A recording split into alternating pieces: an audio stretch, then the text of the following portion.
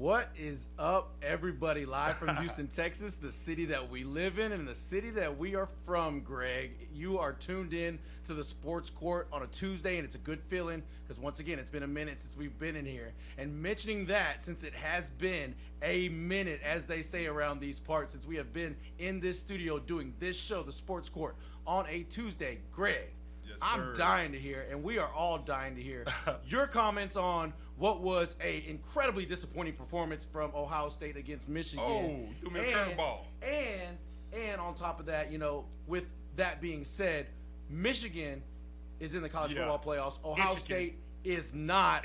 They are in the Rose Bowl. You said that with a lot of conviction. Is not. Well, because I think you're right, though. Greg, that this is sort of building up to. We all kind of thought, you had me believing Ohio State was going to roll in that game. I firmly believe it. Actually, you know, when I hear Haskins' name, Haskins, over and over again, am I having flashbacks to, you know, you mean Dwayne Haskins? You mean Stroud? No. I'm talking about, I'm saying Haskins because it was Hassan Haskins, not Dwayne make no Haskins, mistake about it. Who won the day that day. Yeah, right. But before we talk about Michigan and everything that they did that was so great, you know, I've been dying to talk about that game Ohio anyway. State, and I know the listeners want to know because they know you are real big on your Buckeyes. Absolutely. Let them have it, Greg. Let them have it. You know what? I mean, even though that game has been a couple of weeks, you know, Eddie, you know my Stilo, and everybody out there. What's up, Skrillerilla? Grade A Media, the Sports Court. You listen to the Sports Court. I'm Gregory Beatty. This is Eddie Cox to my left with that wonderful opening. I was actually thinking that he was going to open up, talk some Houston Rockets who've been balling right now, but he knows that I definitely want to talk about that Michigan-Ohio State game.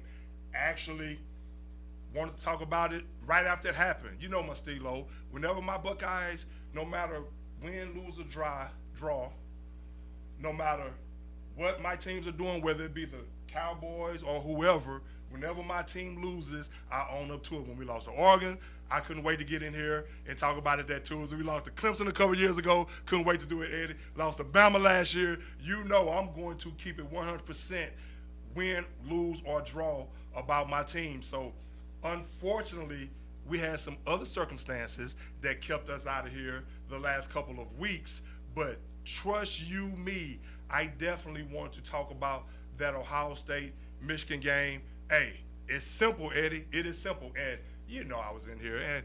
And trust me, next season, Harbaugh and Itchikin, they'll be right back in familiar territory when they come to Columbus. And it'll be a blowout. This is their best chance to win it. Like I said that, even though I said Ohio State would win, born inclement weather. Honestly, the weather was inclement, but honestly, that had nothing to do with it. They just out-physicaled Ohio State. And I thought this was Michigan's best chance to win, even though I thought if Ohio State played their game that it wouldn't be close. But I have to give Michigan credit. Jim Harbaugh has those guys playing this season. I've said that on a number of occasions.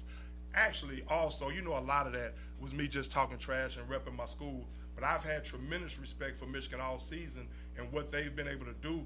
Great job by Harbaugh. They probably have the first pick in the draft in Aiden Hutchinson.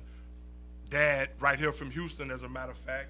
Coming off that edge, might end up with the Houston Texans. We'll talk about that. Yeah, we got to have soon. Got to have that guy. Definitely. But you know what? It's simple as this.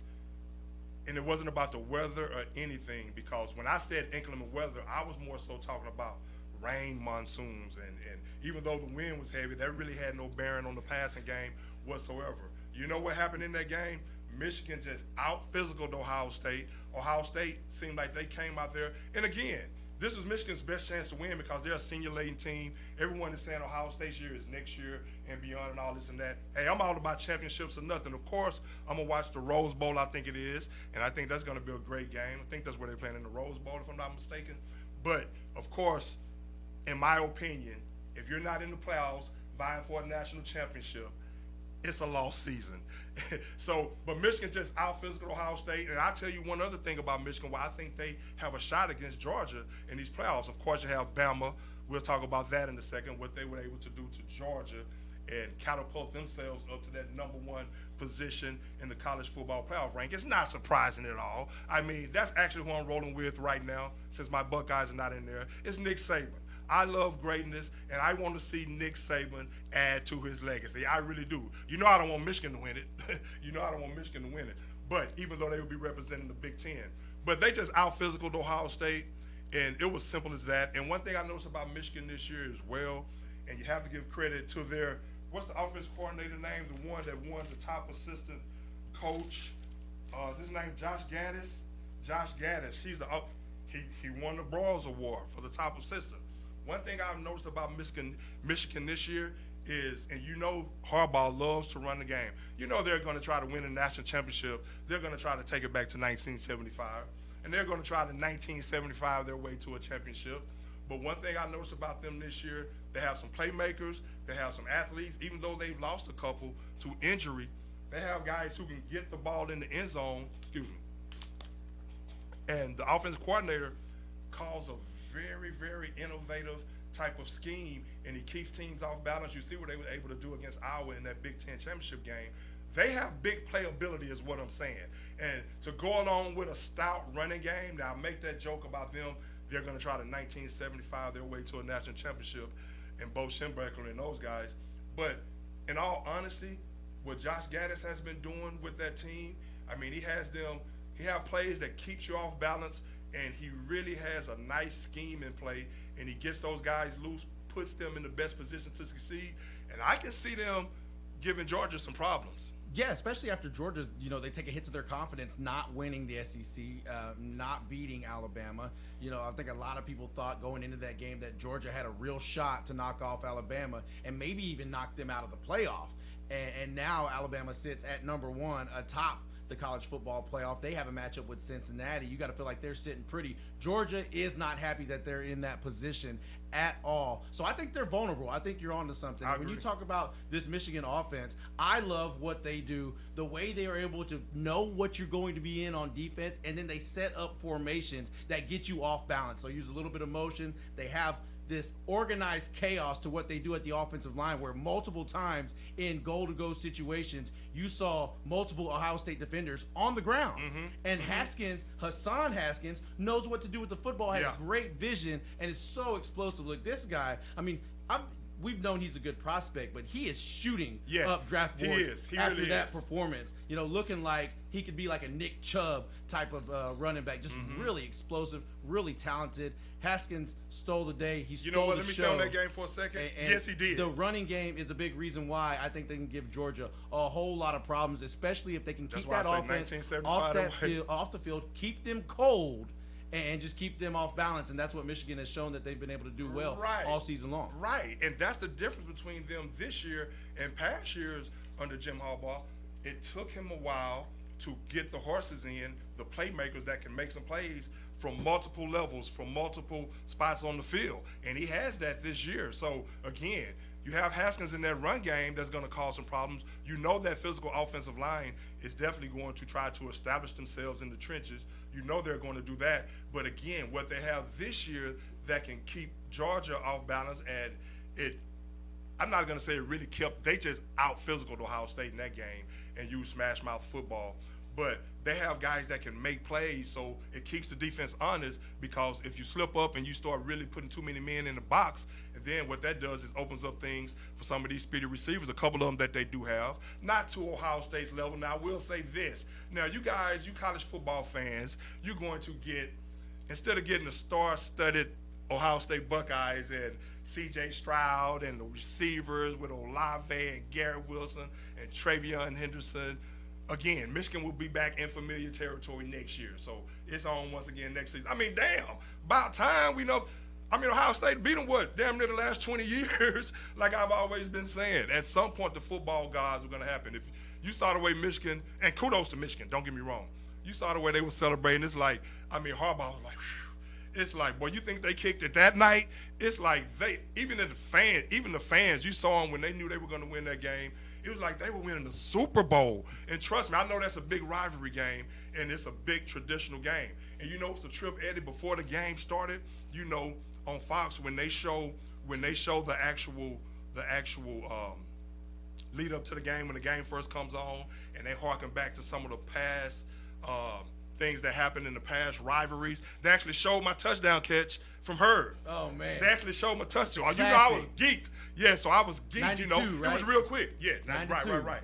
And, of course, they went all the way back, you know, the 20s, the 40s, and then they showed that catch. I'm like, wow, okay, it's on. Then Ohio State went out there and laid that egg. But, again, it was just Michigan's time. It was their time. So you're going to get instead of getting the Golden State Warriors in the college football playoffs or the Los Angeles Lakers, you're going to get the Utah Jazz. But that's cool. We'll see what they're able to do. Now, Georgia, Alabama, again, it's not surprising. Of course, we're going to talk a lot of NBA. Steph is going for that three-point record tonight at Madison Square Garden. You know he's going to try to do it. He's not going to try to do it. He's going to do it in big-time fashion. All the greats do their thing at Madison Square Garden. Kobe Bean Bryant, of course, MJ, Michael Jordan. I can go on and on and on, but Madison Square Garden is the place to do it. So as fate would have it, it's just going to happen right there at Madison Square Garden tonight. That game is on TNT right now, if I'm not mistaken. Pretty soon. Yeah, but y'all can turn the volume down on that, and you all watch the Sports Court. I'm Greg. This is Eddie to my left. And Ohio State, Michigan, I think they can give Georgia some problems because I'm not crazy about Georgia's offense. You saw what Bama was able to do. Now, Stetson Bennett, he's not nothing to write home about. And, of course, that defense, Alabama, Nick Saban, what it showed was that it's just too much to deal with, too much speed. Jamison Williams, transfer from Ohio State. He's going to be a top 10 pick in the draft. Maybe top 5. He's catapulted himself to that type of receiver. But you have that explosiveness that Bama had with Bryce Young, this year's Heisman Trophy winner. Congratulations to Bryce Young. He won the Heisman Trophy during that game against Georgia.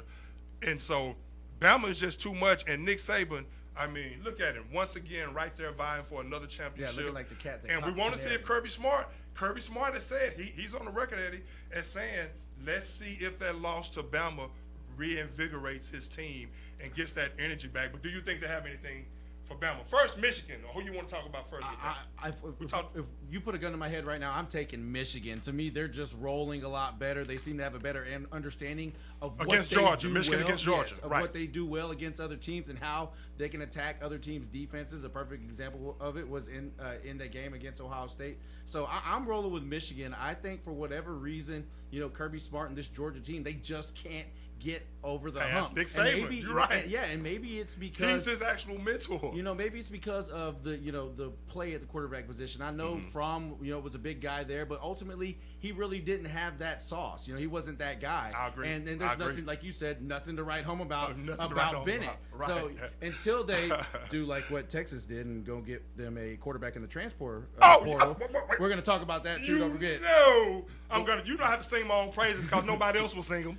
But go ahead. Big get for them. But until they go and get somebody like that, I think Kirby Smart is always going to put good teams together, but he's never going to get that great team that's going to be able to knock off Bama when it matters most. You know what? And that's at the end of the season. If he would have kept Justin Fields, maybe he probably would have had a better chance. Now, of course, that defense, their veteran-laden defense, and maybe this extra year has really helped them really see things through and really actually see them really get to their peak in their ability. So we'll see. But against Bama, again, Bama just have athletes all over the field, and they just expose Georgia. Concern you for Cincinnati. You're really going to get a look at what Fickle's done over there when you see them line up against the best team in the country in Alabama. You almost feel bad, but it's like a David and Goliath type of deal with these two teams. Cincinnati is out there going to try to put on. Luke Fickle has made himself a lot of money. They're going to try to put on a show in the sense that they're putting it on for every Group of 5 school that's out there that ever wants an opportunity to compete in this college football playoff. As the format stands right now, if it expands, there's going to be more opportunity. But right now, absolutely. And that may not be the 2023 or 24. That is correct. So how Cincinnati performs in those games is going to affect other teams that may be good enough or may have seasons that are good enough. You think about in the past, like Central Florida. You think about them great Boise State teams that they played as well as they did now, the way the system is now, you might see some clamoring for that type of Boise State team. That's essentially what you're looking for Cincinnati to do. When Boise State came in, beat Oklahoma, right. it almost had the same sort of feel. Where Boise State was, a much inferior the Cinderella. team. Yeah, and then they had a phenomenal game with the Statue of Liberty play and all that. Yes. Jed Zabransky. I'll never forget. That was a great game. You're looking for that type of performance out of Cincinnati, so that the committee members will sit back and say, hey, these teams, if they put together that season, then they earn an opportunity to try to play against the best. Because even though they hadn't played maybe the toughest teams throughout the season, they just might be a team that's good enough that can elevate their play to match their opponent. So if Cincinnati shows any semblance of that whatsoever, I think it's good for every group of 5 team out there moving forward. Absolutely it is. And just them making it to the playoffs is actually great for that scenario right there in that situation. So, I'm really happy for Cincinnati and Luke Fickell, former Ohio State Buckeye. Good to see him be successful again. He's going to have plenty of opportunities. Now, he says, I think that, didn't he sign an extension with Cincinnati? I believe so. I think, but again, in college football, you never know with these coaches. They can get in and out of deals like it's no problem. So, I don't really buy into that he signed a deal. He signed a deal.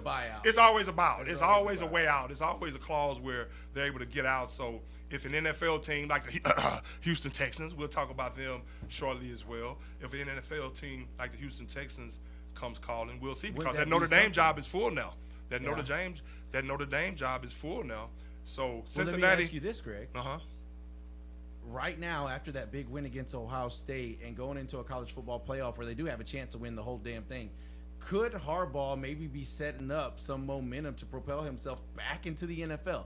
What do you feel like? Do you feel like he wants to stay at Michigan, and especially if they win the national championship, or do you feel like maybe he has his eyes on the NFL, getting back to the pinnacle of the sport and trying to go after that elusive Super Bowl? Well, you know what? That's a very interesting question. Now, the thing about it is he definitely got a monkey off his back when he beat again. You can see the elation and how giddy he was when they won that game.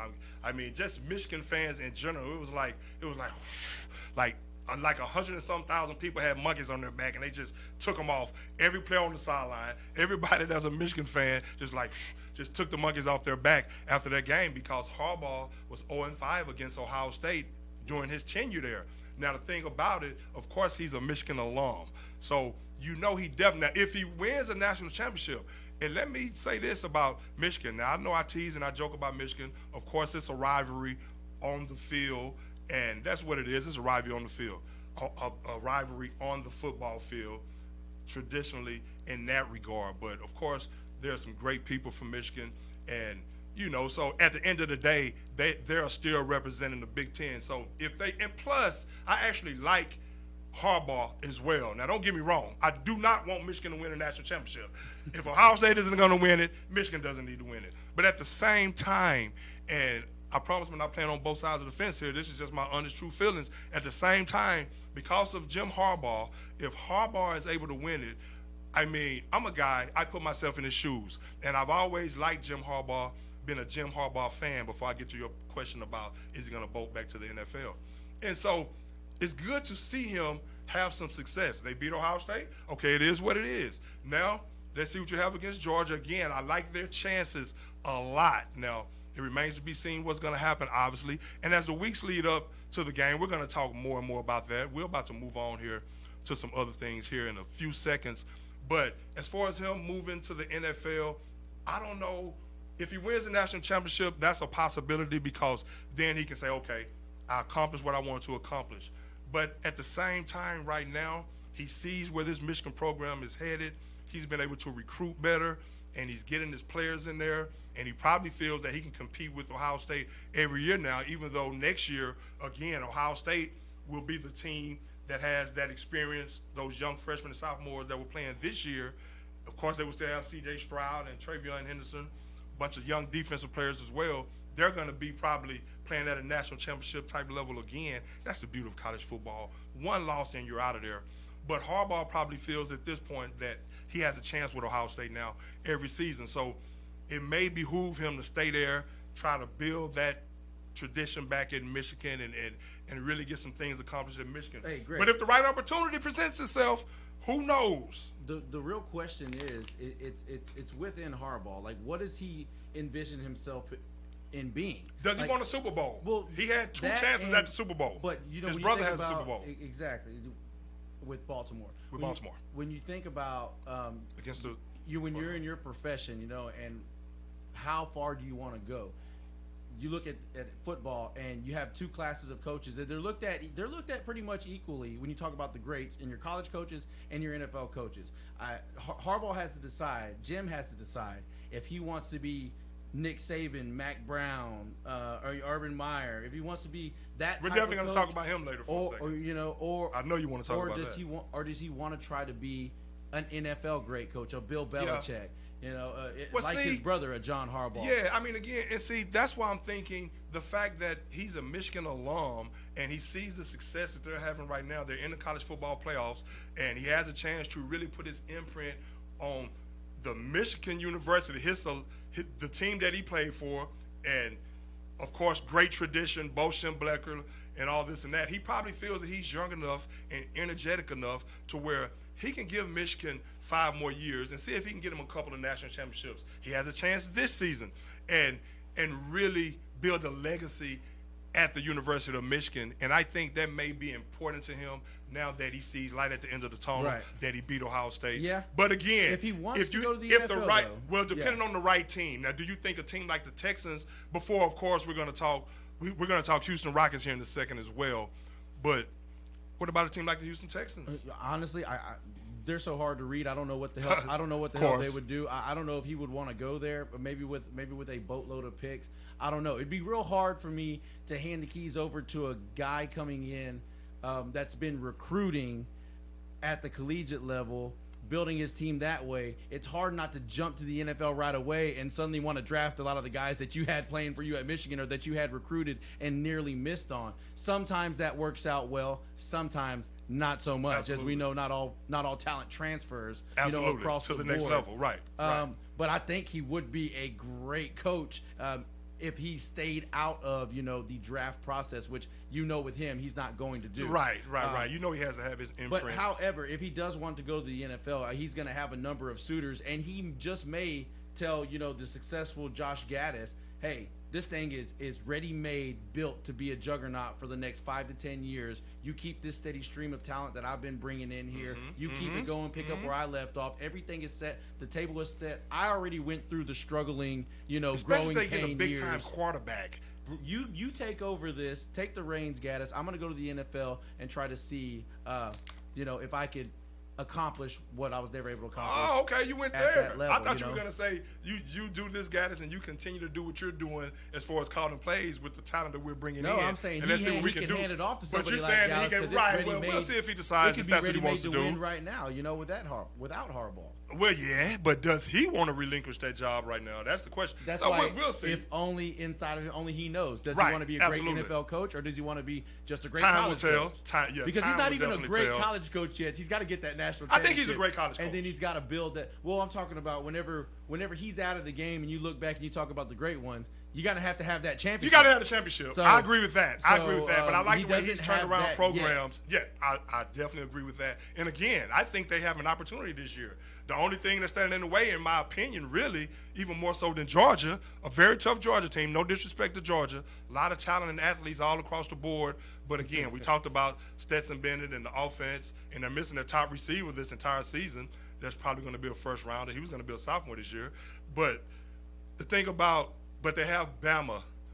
They have Bama in their way. But I think he has a chance this year. I like the way he's turned around programs in the past. And again, you're dealing with Ohio State in the Big Ten. And my Buckeyes are going to be a juggernaut every year. So it may behoove him to go to the NFL because next year, again, he's going to be in familiar territory when he comes to Columbus, and that's going to be another L. So he better get him a national championship this season with Aiden Hutchinson, the number 1 and number 2 pick, possibly in the draft, and see what happens. But Does he want to go be that head coach, Hey, that NFL head coach right now again? Maybe. We'll see. Loyal listener. But Bama. Loyal listener Richard Johnson says that the great Gerald Ford and Tom Brady both went to Michigan. That's pretty high pedigree. Oh, it is. Right there. It is. You The know. GOAT. Hey, you know what? Thank you for tuning in. Real quick. Nick.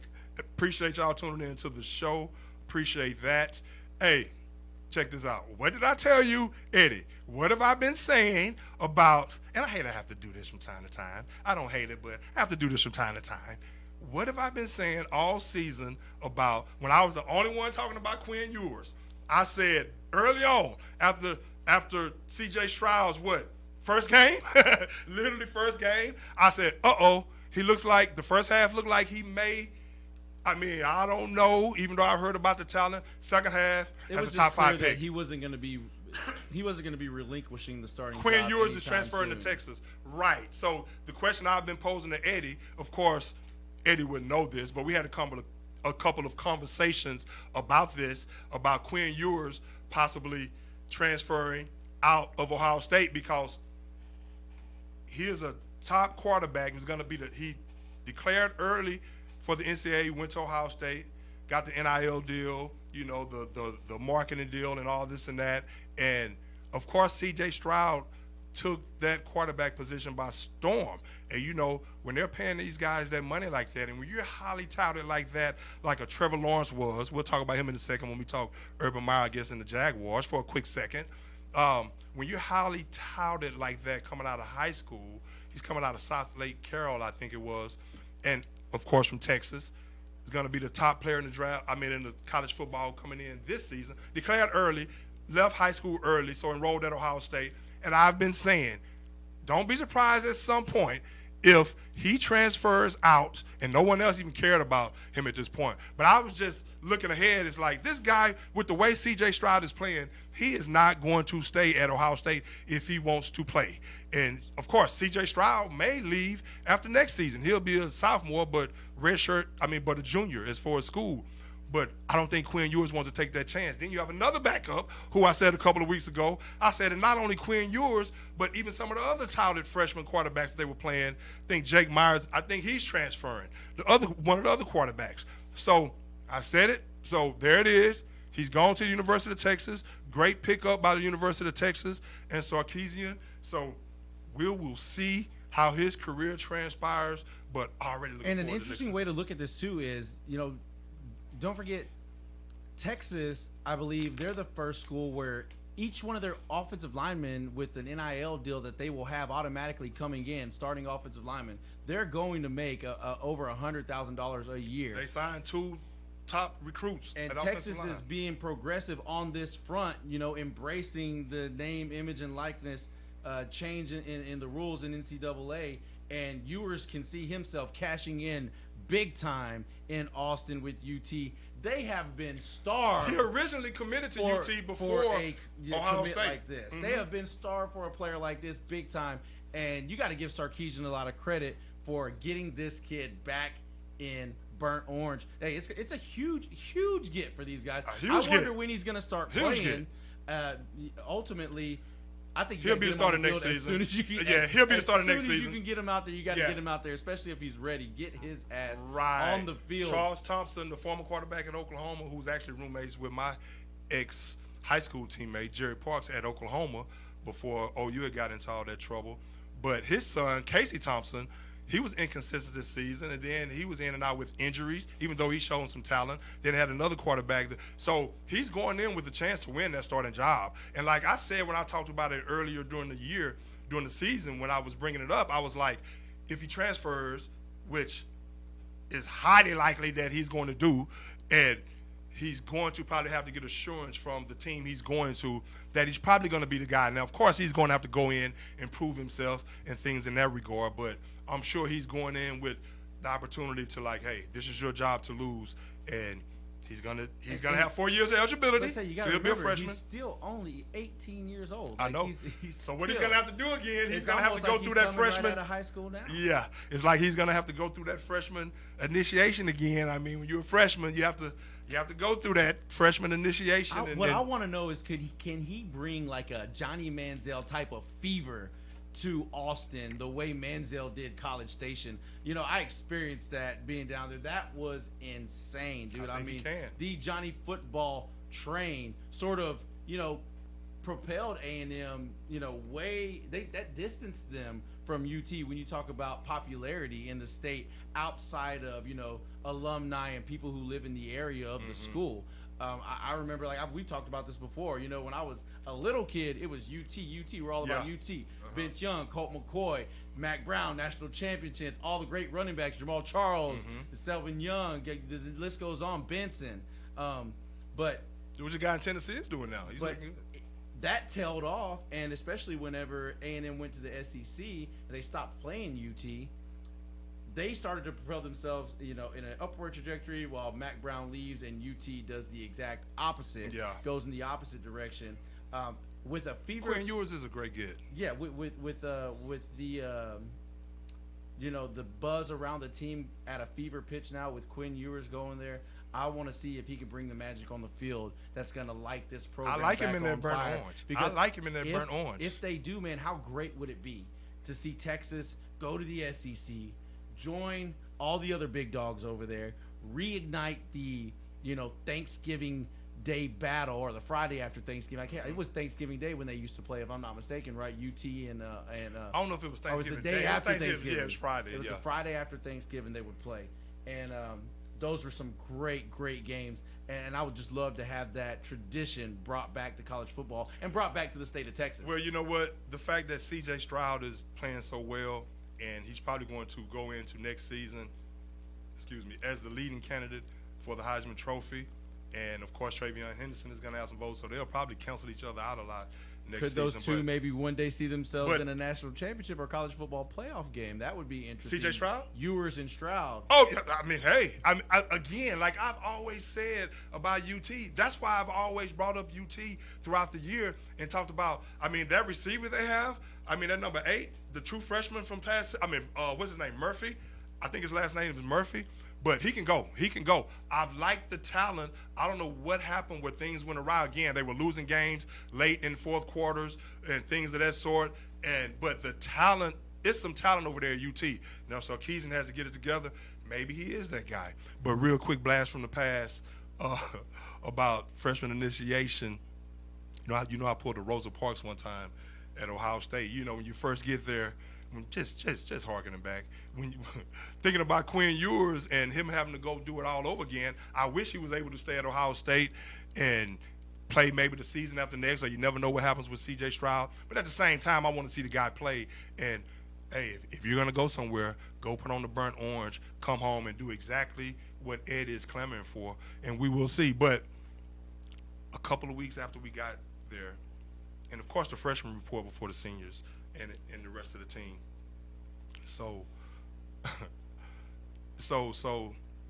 when the seniors and the other players got there, the upperclassmen, we actually like the first week after they got there, so like the second week of practice, hot training camp, 100 degrees in Columbus, Ohio, 100 degrees, everybody's tired. First scrimmage at the Horseshoe, riding the bus over there, and I didn't know that the freshman was supposed to sit in the back of the bus, supposedly. So I'm sitting somewhere near the front.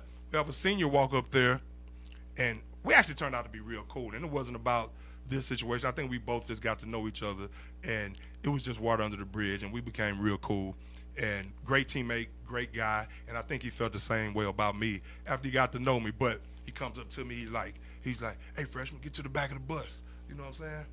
I'm like, me? I'm like, nah, bro, I ain't moving to the back of the bus, blah, blah, blah. You know what I'm saying? And he's like, I mean, you know, and all his boys were showing him, oh, man, that freshman, man, Texas, man, you see what he did? You see, blah, blah, blah, blah, blah. Oh, man, he blah, blah, blah. He punked you and all this and that. You know, he said he ain't going to the back of the bus, which I didn't. I just said I ain't going to the back of the bus. He Rosa Parks. So he go Rosa Parks. This dude put the Rosa Parks up here, man. But they were like, oh, man, he said he wasn't going. So he's like, okay. He's like, all right, freshman, when we get off the bus, and of course the trip from the facility was about a 5-minute drive over to Ohio Stadium. He was like, when we get off the bus, when we park, I'm going to get you.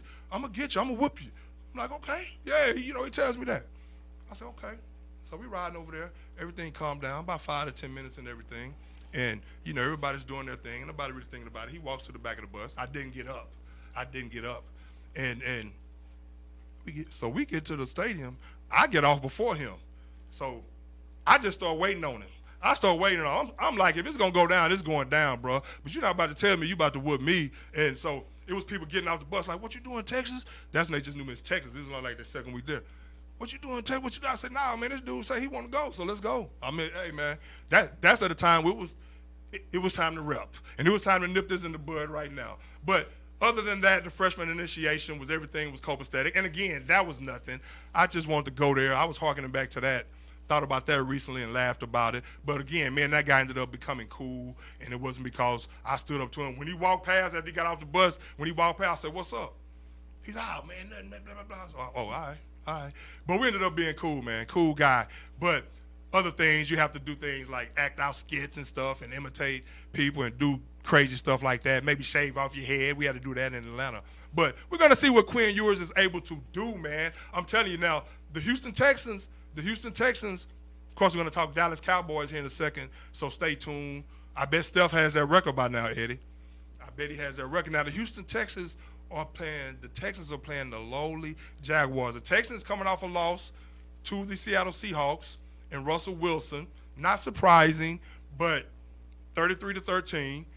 And Russell Wilson looked like Russell Wilson, but it was against the Texans, so I don't really know what Seattle has going. But I like what I was able to see from Davis Mills. Now, when they play Jacksonville, who we're going to talk about in a second, when they play Jacksonville this weekend, if the Texans lose this game, will it be because they're tanking for that number 2 pick? And if they do get that number 2 pick, is it Aiden Hutchinson? Or it's probably going to be Aiden Hutchinson is probably going to go to Detroit if Detroit ends up getting the number 1 pick. I mean, Detroit cannot let their hometown hero get away. So Aiden Hutchinson will probably be the number 1 pick, and I can see that. Or Kayvon Thibodeau with the Texans. Would you like to see that? But do you think the Texans will actually tank this game? I feel like they just might. I'm not so sure they didn't do that against Seattle. I mean, if you look at the first half, they seemed to be a lot more deliberate about what they wanted to do with Davis Mills. I like what and I've seen on offense. You go into halftime 13-13, and then granted, Seattle Seahawks, that they're not what they've been in the past. Legion of Boom not there. Yeah, don't get it twisted. Like, this isn't even the Seattle Seahawks team of last year. This team has a lot of holes. They're dealing with a lot of injuries. Now, I think starting free safety, who they pay the premium for, is out of there. I think a Texans defense that has at times played well whenever they thought their offense was playing well. They did let Rashad Penny get away from them multiple times. And Penny, he's a talented back. 2018 first-round pick. Now he's finally starting to get in his groove Jonathan with the Seahawks. Taylor, and they should not have let him run over them the way that they did. That was a little disappointing to see. But it was a close game. I mean, going into the fourth quarter, it's 19-13. Right before Seattle reels off 14 fourth quarter points and makes it look like a blowout when really it was far from that. And if you're asking me if I think the Texans will tank, I think they may be some of the most strategic, calculated tankers there are, because to me the game plan changed entirely when you went into when you came out of the locker room. Defense was nowhere near as they looked a lot more vanilla on defense. They were willing and that's how it happens. Not take the chances. Players don't even know though that they were they're down. tanking. They're punting in situations where maybe they should. They're not put in the best position to succeed. Right. I agree. They're not trying to lose, but they're not trying to win either. Absolutely. But it's in-house. Of course, absolutely. We won't know. It's all speculation on our part, of course. But, of course, we won't know it's in-house. And it's something that's probably discussed between two people, but not so much, hey, go lose. But like you're saying, hey, get out of this certain defense, blah, blah, blah, blah, blah. We need that number 2 pick, and there it is. But does the number 2 pick really does it matter that much this season? Of course, Kayvon Thibodeau is a great talent, and Aiden Hutchinson is a great talent. And in today's game, I'm not certain they would go with Thibodeau either. They may like that. Who's that cornerback that they may go in the secondary, because they're going to need help in the secondary. I'm not Is so it an sure. impact player that they would tank for? I'm not so Other sure. than Thibodeau or Hutchinson. Yeah, I think so. And I don't even know. The thing about it is they may not have to tank, and if they're gonna, Yeah, win, they may just every lose to once in a Jacksonville while- straight up too. Yeah, every once in a while in those situations where the coaching may be going vanilla and hoping that's going to cause them to lose. The players could still up their game and still want to win. Players are going to make plays. You can set them up for failure, but they could still succeed. And it wouldn't surprise me, if the players Texans play. The coaches coach. couldn't even do that very well. Set them up to suck. It seems like they have been doing a pretty good job of that, but. We're gonna run a seal here and a seal there. Damn well ain't no seal there, man. Quit trying to be Vince Lombardi. Once again, though, I think you're right. Davis Mills shows at least a little bit of promise, and he shows competency. He shows the ability to get rid of the ball. I like him a lot quicker than Tyrod Taylor was doing in his previous starts. I know right out of the gate, Tyrod Taylor looked very good, but coming back for whatever reason, he was unable to get rid of the football on time. And I don't know if it was just his timing was off with the receivers or he didn't feel comfortable inside the pocket like he seemed to do so well in that opening game against Jacksonville and then in the first half against Cleveland. But he was just god-awful and couldn't get rid of the football, was taking a lot of sacks. And Mills, if anything... And that was very surprising. Mills can get out there, hit the three-step drop, or hit his back foot, slam it in the ground, and drive that football wherever it needs to go if need be. You can count on him to make a quick decision. Is it always going to be the best decision? He kind of reminds me of No, Mac Jones, but like I've said. He will make one. He kind of reminds me of Mac Jones. Right now... And he played at Stanford. That's the best the Texans have got. So you got to keep letting him develop. I think the growth that he's shown over the season from when he first got out there against Cleveland, where I'm not even sure they were ready to let him drop back and throw a single pass, to where he is now, it's a huge improvement, and it's a good sign for Davis Mills. And I think it was the right decision even if by the Texans to start him. Yeah, no, for the rest of his without a doubt. I mean, to name him the starter for the remainder of the season. What you have with Davis Mills, and then on top of that, and I think that was from the higher ups too, Eddie. I think they went down and told Cully because you see Cully before was very committed to Tyrod Taylor. Absolutely. And then all of a sudden, immediately that changed. Well, and next thing you know, we're hearing that Davis Mills is a starter. Huh? Especially after what he saw against Jacksonville. Right. I think we all were a little taken aback about what Taylor, how he performed in those 6 quarters of football. I think it surprised a lot of Houston Texans fans and had them, kind of unfortunately setting us up for failure, giving us hope when really ultimately there was none. And I never thought that Tyrod Taylor was the future for the Texans after watching Davis Mills. But when and even though I thought he would be a bridge guy, man, maybe they can win. Well, some yeah, ball games, I mean, and I'm on record saying that I think if he has opportunity, if he stays healthy, of course, which we saw that he did not. If he stays healthy, I thought he could be a pretty good quarterback. I've always liked him since Virginia Tech, and every time he's had a chance to play multiple games and really get into a rhythm, he's shown some promise, and he's shown the ability to be a serviceable quarterback. So I was hoping on that and his experience, but it's been the complete opposite, and I've been very surprised at Tyrod Taylor. And again, he hasn't been able to stay healthy, but you drafted Davis Mills, in the third round, third round, and I thought he's shown some promise. Now, of course, you're definitely going to have to bring along some players around him. You're going to have to get a running game established, but I thought he's shown enough with the quarterbacks that's coming out in the draft, and I know Pickett and all those guys, Kuiper and McShay and all those guys, they have them, like first rounders, but it's nobody in college that really jumps off the page at me. When I see Davis Mills play football, and when he has the necessary time, and Brandon Cooks and these guys are getting open, I've seen where he can be a good quarterback if you put the right pieces around him and you stabilize your organization. Again, a guy, I'm sure he's a cerebral type quarterback. That's what he's going to be, a guy who's graduated from Stanford, and so a Stanford guy, so he's already smart. But I think he's shown the physical tools as well to be a good quarterback. I really do, and I've said that throughout the season. Even when he was playing bad, I thought I saw something in him. I said, if he has a chance and has a chance to go through the trial and fire, I think he has a chance, especially if they put him in a position to succeed as far as the coaching staff and they're not sabotaging the team and the organization for that matter. I think this guy's a keeper. And I think unless it's somebody that you make a trade for, a veteran-laden quarterback that is proven, I mean, I don't see why you don't give Davis Mills a chance. No, you invested that draft capital in the third round, and then he was your very first pick that you had in the entire draft last year. He was Nick Casario's first pick ever as the Houston Texans general manager. Right. And look, that says a lot. Davis Mills doesn't have to become, the replacement for Deshaun Watson. He doesn't have to become the starting quarterback. Just be if Davis Mills. If he develops into a serviceable backup that's with the team long time, or even can develop later on down the road. I think he can be a starter, though. You say backup. No, but I'm saying you don't have to be afraid to go and draft the quarterback you want whenever you want him, because you could still do like what Washington did when they had Robert Griffin III and Kirk Cousins. They developed both of them. One didn't work out. Kirk Cousins ended up elevating and being the guy to put up bigger numbers over his career than Robert Griffin III, who was the number 2 overall pick.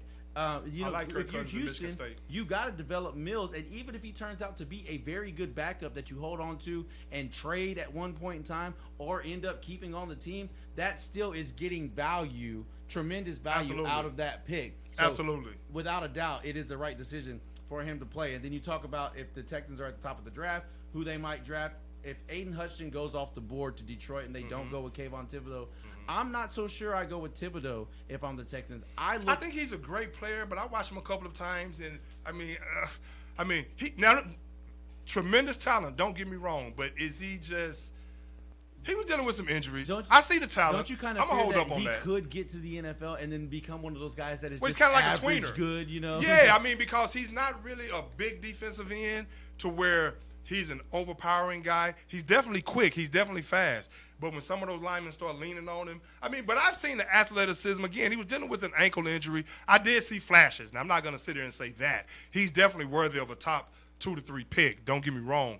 But do the Texans, I don't really think there's anybody else the Texans at that point, at that high in the draft, at number 3. I don't see where you could pass him up, though. I think he has that much of an upside 2 or 3 in today's game where you need a pass rusher coming off the edge. I do think he could be a franchise. Okay, I do think he can be a franchise caliber talent. But again, I watched him, and it's like it's something there. But maybe he has to get healthy, and then maybe he's one of those guys that's just going to explode. But I don't see at 3 where the Texans have any other choice. Or at 2. If I'm sitting at 2 or 3 and I'm the Houston Texans, I'm looking hard at a Derek Stingley Jr. or a Kyle Hamilton out of Notre Dame. I like that.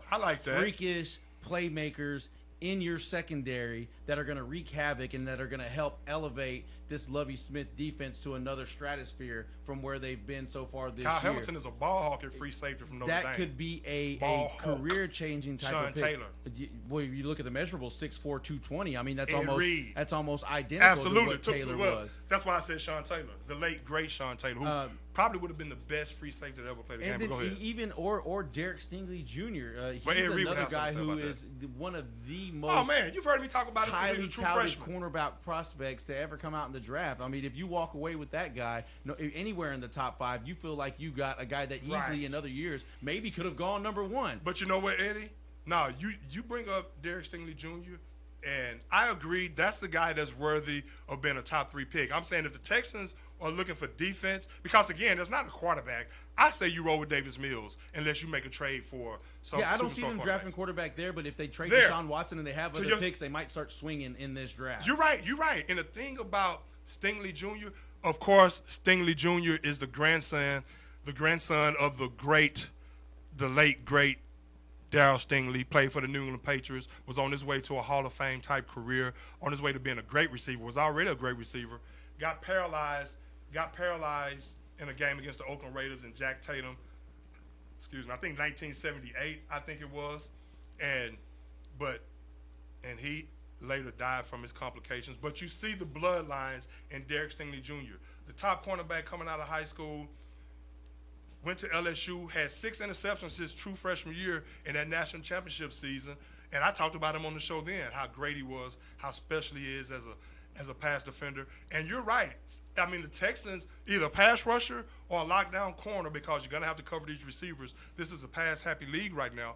Derek Stingley Jr. is definitely a guy that I can see in that And conversation you're not sure if for a Justin top Reed's 2 to 3 coming pick. back, after what he's been through with the team and maybe not seeing eye to eye with he's the a free organization. safety. Yeah, with and the, I like Justin Oh, Reed. I know, but with the organization, I'm saying even if you lose him, then you're really in dire straits on the back end if you're the Houston Texans, where you can look at the defensive line and you could say, hey, you've done good in free agency, bringing in, guys via trades, free agency. You think about Jacob Martin, you think about Collins. They've brought in guys in who have been productive, and they've also drafted guys. Ross Blacklock finally starting to look like maybe he is good enough to justify where he was drafted. Not who he was traded or what the pick was traded for, but for being drafted where he was drafted. You'll never get over the fact that Jonathan Taylor went right after him, but still he is starting to develop into that guy. And you look at Roy Lopez Jr., there's talent across that defensive line that can be developed. And if I got a chance to go fill a much needed and improve a much weakened secondary after Justin Reed walks, or even if he's still there, if I can prove them with a Hamilton or Stingley Jr., either one, or Hamilton, one, you those plug two and guys play I can those see guys. in the top 5, and those guys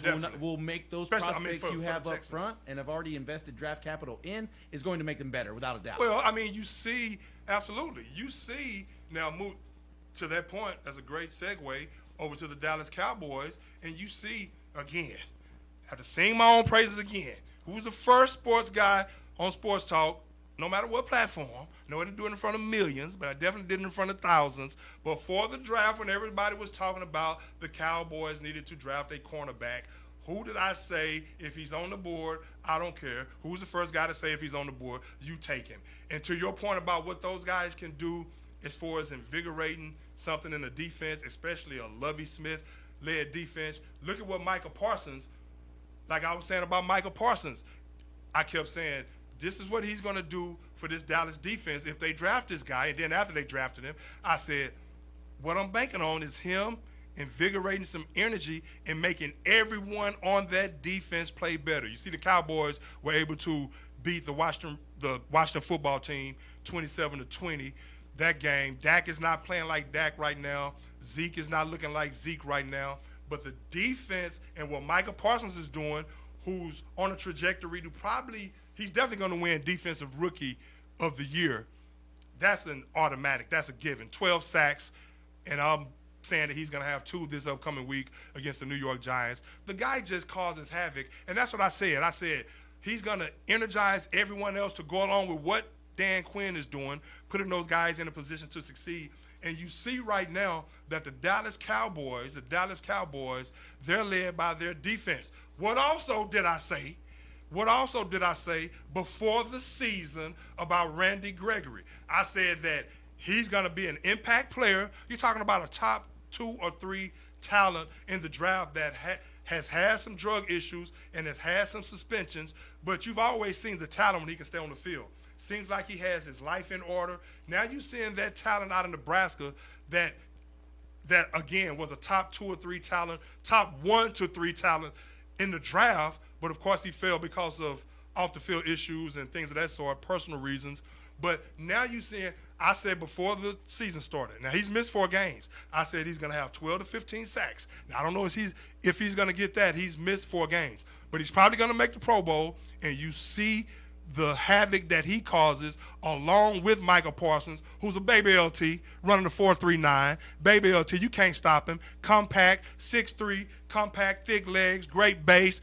I mean, you wait till he gets his game down. I'm talking about Micah Parsons real quick. You wait till Micah Parsons gets his game down to where another season until he's 22, to where he learns certain techniques and learns how to be clever and getting around his offensive lineman. Wait till he learns that. Right now, it's sheer explosion. And again, before the draft last year, when no one was talking about him because he missed his senior year because of COVID, I said, that guy. I watched 2 plays when he was at Penn State, that guy. If he's on the board, that guy. And you see what that guy is doing for the Dallas Cowboys right now. And Randy Gregory, again, he probably won't get, you see the impact he's having to go along with DeMarcus Lawrence. And so, again, Randy Gregory will probably make it to the Pro Bowl this season. You have 3 guys right now who are superb pass rushers for the Dallas Cowboys. Dan Quinn is just letting them play. He's saying, Micah Parsons, you line up here, you rush the quarterback, go get him. What did Micah Parsons say before the draft? I mean, right after he got drafted, my motto is see ball, get ball. So, hey, I see ball, I go get ball. Now you have a defensive line that's confident. You have Trayvon Diggs on the back end back there. That makes things better on them.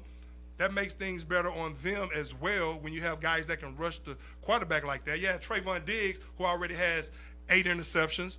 I mean, so the Cowboys defense, I'm very impressed right now, and I hope they keep it up. But again, Michael Parsons is a wrecking ball, and the guy's special, folks. I tried to tell you. And there it is. But, and like I said, I admit when I'm wrong about something, too. Like I talked about Ohio State slaughtering Michigan. So, but I'm right a whole damn lot. Michael Parsons is great. I mean, he's probably working his way on being probably one of the, if not the best defensive player in the NFL. I mean, he's really that good. You're right, he right now, like you said, it's a lot of explosion. To me, I see a lot of instinct. Just natural, very instinctive. Knowing can when play in a position to on the all-out field. blitz, knowing when to put himself in a certain hole where the quarterback might step up into. Knowing how to take the right angles. He does. On he backs does. And wait till he even gets plays. more clever. Yeah, he's really good. And good thing that he has been very good, and that defense has been good, and Diggs has been able to snatch anything that flies by him, because right now the Dallas Cowboys offense is not the same offense that we saw starting the season. Whenever they were hanging 30 here and 30 there on some of the best teams in the league. Yeah. Now, you feel like they probably got lucky with the Saints in their quarterback position, Yeah. And then Washington, a game where they should have blown them out, but the offense starts to make some mistakes, doesn't really know what they want to do, take some chances maybe when they shouldn't, and let Washington right back into the game. They did. Right now, the Cowboys are fortunate that they are in a weak division. Now we know when they're firing on all cylinders that they the are talent a is Super there. Bowl caliber team. Right, yes. absolutely. But especially with the defense playing like they're playing. Is it concerning now? I mean, the doctor, what the doctor ordered for them, they've got coming up, which is a game with Washington, a game with New York, the Giants, and a game with Washington it's time to start again. resting some players So like that can Zeke. get them on a nice winning streak heading into what's going to be a big game against the Cardinals the day after New Year's Day. And the Cardinals who lost that game to the Rams Yes. last night. We can talk about that for a second in a minute as well. But We'll how talk about much- a couple of but How much does it concern you that the Cowboys offense is not clicking on all You know cylinders, what? does not seem to know when they need to control the clock or when they need to attack downfield, and has seemed to time and time again put this great Cowboys defense back on the field in times when they probably should be resting on the sidelines? Yeah, well, the thing about it is it hasn't been any continuity. That's for one. Of course, you had Amari Cooper, who missed a couple of games with COVID, and of course you had Michael Gallup, who comes back from the calf injury, so he's just now getting back in the fold as well. You had C.D. Lamb, who missed the game because of the concussion, and so of course you had Tyron Smith on the offensive line, who's actually out again this week because of an ankle. This guy just cannot stay healthy. I mean, we really need him on that offensive line. But he's been injury-prone the last few years. When he's healthy, still one of the best left tackles in the game. First ballot Hall of Famer, Tyron Smith. We need him. Tyron Smith, we need him on the field. He needs to stay healthy. But this division, to your point about the division is pretty much clinched and wrapped. So you can let him rest. You do want him to probably get in a game to get some continuity with the offensive line. You don't want to go in the playoffs, and I don't know where they'll be seated in the playoffs. You don't want to go in there and you don't have any kind of chemistry or any kind of continuity within that offense. But I think, and then you have Dak, who's come back from his calf injury as well. He had the shoulder.